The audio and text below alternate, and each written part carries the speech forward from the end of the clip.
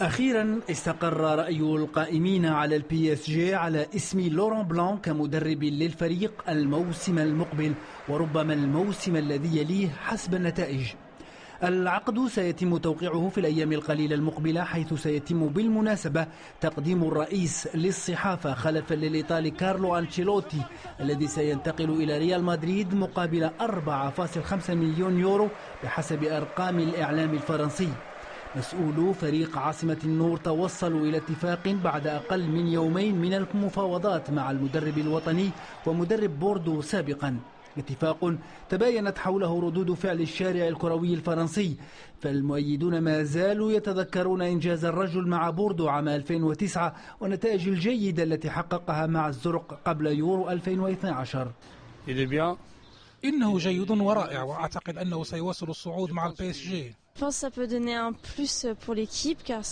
سيعطي الكثير لأنه مدرب جيد وسيساعد الفريق.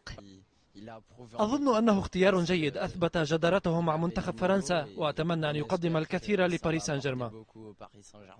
أما المتشائمون فيرون أن خبرة الرجل قليلة، خصوصا أن غرفة تغيير ملابس البي اس جي تعج بالنجوم.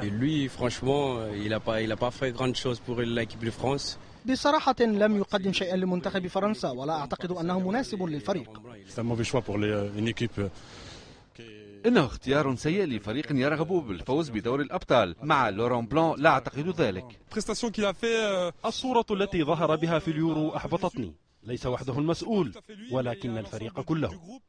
فيما المراقبون يرون أن فريق عاصمة النور لجأ إلى خياره الأخير قبل 11 يوما من بدء التحضير للموسم المقبل، وبعد مسلسل طويل من المفاوضات مع مجموعة من المدربين العالميين.